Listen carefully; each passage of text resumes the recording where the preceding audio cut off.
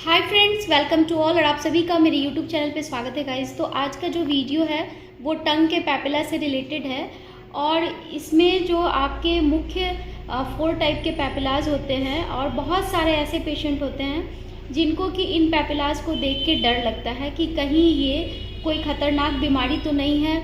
और कुछ कंडीशन में ये पैपिला उन्हें इरिटेट करते हैं, जैसा कि आप अगर टंग के ऊपरी हिस्से में जो पैपिला होते हैं जिसे हम लोग कहते हैं सर्कमवैलेट पैपिला, जैसा आप फोटो में देख रहे हैं, तो इस पैपिला में कई बार यहाँ पे पेशेंट को दबाने से या फिर ऐसे भी चुभन महसूस होती है, प्रिकिंग सेंसेशन महसूस होती है। तो ऐसा किन किन कंडीशन में होता है। और कई बार जीभ के साइड में भी जो पैपिला है वहाँ पे भी पेशेंट को प्रिकिंग सेंसेशन, चुभन, जलन का होना, तीखा मिर्च मसाले का लगना ये महसूस होता है। तो ऐसे सर्कमस्टांसेस में जब आपके पैपिला जो है वो सेंसिटिव हो जाते हैं, इन्फ्लेम हो जाते हैं, तब आपको क्या करना चाहिए। तो अगर आपकी कोई भी हैबिट हिस्ट्री है, जैसे कि स्मोकिंग मोस्ट कॉमनली इसको प्रभावित करता है। अगर स्मोकिंग है या गुटखा चीविंग है या इससे रेलेवेंट कोई भी हिस्ट्री है आपकी, अल्कोहल, टोबैको, कोई भी चीज़ आप कंज्यूम कर रहे हैं, तो आपको उसे इमीडिएट छोड़ देना है। इसके अलावा आपको जो है डॉक्टर से सलाह लेना है कि आपके कोई भी ऐसे शार्प पॉइंट तो नहीं है टीथ में जो कि इन पैपिलाज को रैग्ड कर रहे हैं, सरफेस को रफ कर रहे हैं और वहाँ पे आपको इन्फ्लामेशन को हील होने में मदद करने से वो रोक रहे हैं। तो ऐसे कंडीशन में आपके टीथ के जितने भी शार्प पॉइंट है उसे आप एक बार ज़रूर चेक करवा लें। और कुछ कंडीशन में पेशेंट को कई बार थ्रोट रीजन में भी जो है इरिटेशन बना रहता है।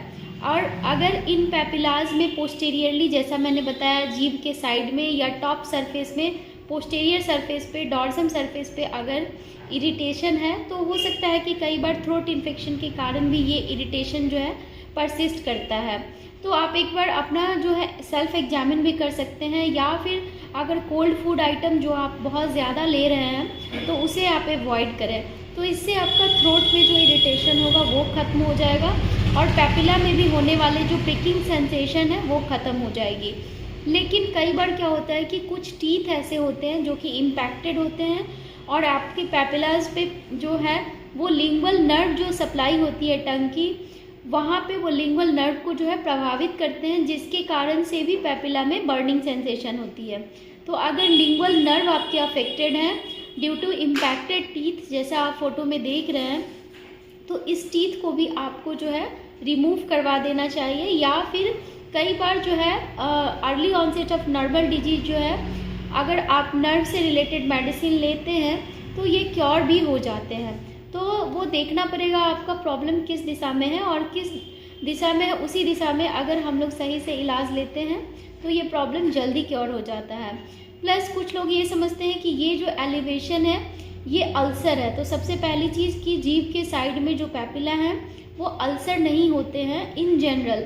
अल्सर को पहचानना अगर आपको है तो अल्सर को पहचानने के लिए 2 फैक्टर काम करते हैं। पहला कि अगर आपके सरफेस जो है वो स्मूथ है या फिर रफ है, प्लस आपके जो सरफेस है वो इंटैक्ट है या डिनूडेड है। डिनूडेड मीन्स जो वहाँ पे छिलका है, जो एपिथेलियम म्यूकोसा की जो कवरिंग है वो हट चुकी है या फिर कवर्ड है। अगर म्यूकोसा की कवरिंग कवर्ड है तो वहाँ पे कोई भी आपको जो है येलो जो फाइब्रोप्यूरुलेंट मटेरियल की कवरिंग है वो नज़र नहीं आएगी। जबकि अल्सर में ये नज़र आता है। आपको अल्सरेटेड कोई भी लीजन है तो वहाँ पे येलो कलर की फाइब्रोप्यूरुलेंट मटेरियल की कवरिंग जम जाती है। तो सबसे पहली चीज़ जो आप समझते हैं कि जीभ के साइड में या टॉप सरफेस पे आपको जो है अल्सर हो गया, हील नहीं हो रहा है, तो ऐसा नहीं है। वो अल्सर नहीं होता है, वो पैपिला है जो इन्फ्लेम हो गया है और इन्फ्लामेशन अलग अलग कारणों से होता है। तो मैंने अभी 2-3 फैक्टर पे बात किया यहाँ पे। और समटाइम आपको जो है जो बैक्टीरियल इन्फेक्शन या वायरल इन्फेक्शन के कारण भी ये प्रॉब्लम हो सकती है। बैक्टीरियल इन्फेक्शन में जो आपका जो थ्रोट में कई बार इन्फेक्शन होता है तो उससे भी पोस्टीरियर सरफेस के जितने भी रीजन हैं वो प्रभावित होते हैं टंग के, तो आपको उस पर भी ध्यान देना है। साथ में जो फूड आइटम है, जैसे कि आप वेरी हॉट और वेरी स्पाइसी फूड को अवॉइड कीजिए। साथ में आप लाइकोपीन रिच डाइट लें, जैसे कि मैंने बताया है बहुत सारे अपने वीडियोज़ में कि आप जो है एंटीऑक्सीडेंट और लाइकोपीन रिच डाइट अपने डाइट में इंक्लूड कर लें, साथ में प्लेंटी ऑफ वाटर। और इन सब के अलावा बहुत ज़रूरी और इम्पॉर्टेंट चीज़ है कि अगर आप हैबिट एसोसिएटेड पर्सन हैं तो हैबिट को क्विट कर दें। तो उम्मीद करती हूँ कि दी गई जानकारी आपके लिए हेल्पफुल होगी और आपका जो कन्फ्यूज़न था कि अल्सर है या फिर मुझे यहाँ पे सूजन है, जो भी चीज़ है उसका आपको यहाँ पे क्लियरिटी इस वीडियो के थ्रू मिल गया होगा। Thank you so much for watching and if you like please share and subscribe my channel. Thank you.